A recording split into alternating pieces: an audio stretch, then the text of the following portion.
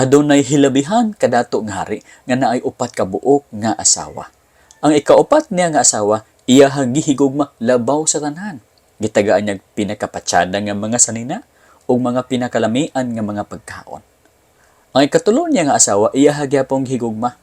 Pero kini bayhana hambugera, show off, ug nahandlok siya basin biyaan ra siya. Ang ikaduha niya nga asawa, maalamon. Busa kung naa siya problema sa iyang gingharian, muduol siya ni adto ug tagaan siya maayo nga advice. Samtang una niya nga asawa, wala kayo ni higugmaa. Busa kini bayhana luoy kayo. Niabot ang time nga hilimat yun na siya. Ug nagkaingon siya, kung mamatay na ako, mingaw kayo sa afterlife. Busa, iyang gipatawag ang iyang upat ka asawa aron paubanan siya sa afterlife. Niabot ang iyang ikaupat nga asawa. Iyang gihangyo, mahal ko, pwede ba ubanan ko nimo sa afterlife? Apan misiga ang mata ni ani ug mising ka, dili ko. Ug midagan kining bayhana. Iha na pong gitawag ang iyang ikatulo nga asawa. Ug iyang gihangyo nga pwede ba siya ubanan sa afterlife. Apan ang ikatulo nga asawa moingon, dili ako. Maminyo ako ug usab sa laing lalaki. Naguul kayo siya. Kaya ang gihigugma nga ikaupat nga babae o ikatulo nga babae, wala gayoy gusto nga muuban sa iya sa afterlife. Busa namasin siya basin ang ikaduha nga asawa muuban kaniya. Apan ang ikaduha niya nga asawa niingon, ang best na ko mabuhat para kanimo, mao lamang ang pag-uban sa imuha sa imong lubnganan. Dili ako magkauban kanimo sa afterlife. Naguul kaayo siya ug may hilak siya. Kaya ang tulo ka asawa niyang gihigugma pag-ayo, dili gusto muuban kaniya sa afterlife.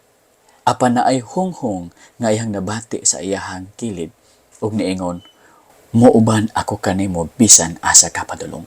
Ug sa pagihat niya sa iyahang mga mata, behold, ang iyahang una nga asawa, niwang na kaayo. Ug niingon siya, kung mabalik ko lang ang mga panahon, may pag-ikaw ang akong gihigugma pag-ayo, ikaw ang akong giatiman pag-ayo, ug gitagaan ko sa tanan kong nga mga bahandi. Apan ulahin na ang tanan. Mga igsoon, kadtong hari kita kadto.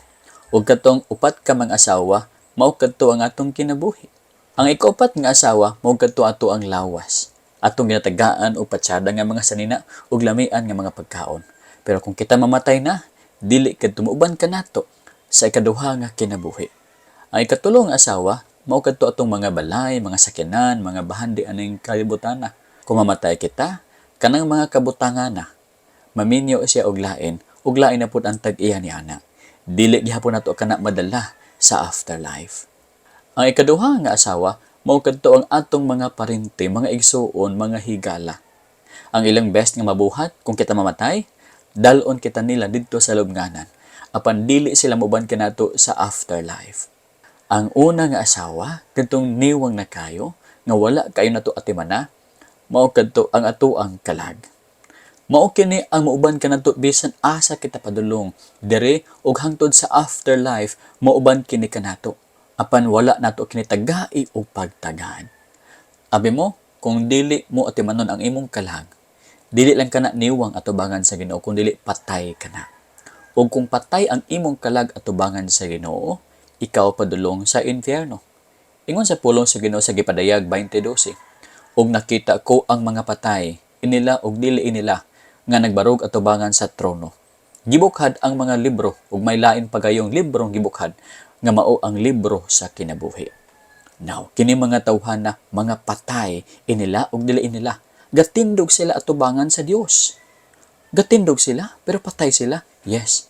Buhi sila physically, gatindog sila, pero patay sila spiritually. Spiritually dead kini mga tawhana. Anong spiritual dead kini sila? Kay wala nila atimana ang ilahang kalag. Ug ang ilahang mga ngalan, wala nasuwat sa libro sa kinabuhi. Nganuman, patay man sila spiritually. Ug kay patay man sila spiritually atubangan sa Ginoo, ang pulong sa Ginoo gaingon, ilabay sila sa lake of fire. Ang tanang tawo nga walay ngalan diha sa libro sa kinabuhi, itambog ngadto sa linaw nga kalayo. Kung wala ang imong ngalan sa libro sa kinabuhi, kay patay ka spiritually, itambog ka sa linaw nga kalayo ug magantos ka sa infierno sa walay katapusan kauban ni Satanas. Kumusta ang imong kalag? Patay ba o buhi? Atubangan sa Ginoo. Kung patay pa, paminaw ka muna ko, na ako'y isulti ka ninyo para mabuhi ang inyong kalag, para makabaton kamo og kinabuhi at tubangan sa Dios. Ingon ang pulong sa Ginoo, mao kini ang buhaton mo para mabuhi ka. Sumalig ka kang Kristo Jesus. Ingon ang pulong sa Ginoo, kay gihigugma pag-ayo sa Dios ang kalibutan. Ug tungod niini, gihatag niya ang iyang bugtong anak aron ang tanan nga motuo o baka mosalig kaniya dili malaglag kun dili makabaton hinuon sa kinabuhing dayon.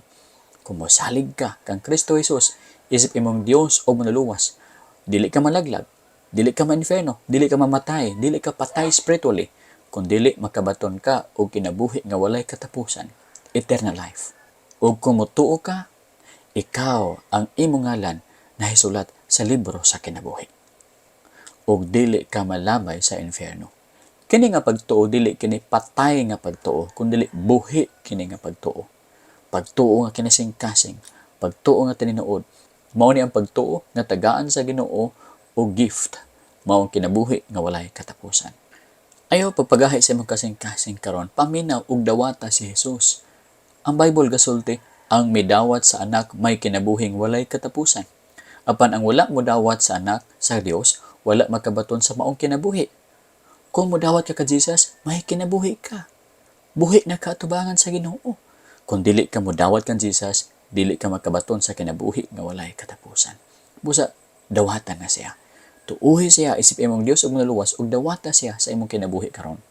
Ug ikaw mabuhi. Dili ka patay sa Ginoo spiritually, kung dili buhi ka na spiritually. Ang imong ngalan nahisulat na sa libro sa kinabuhi.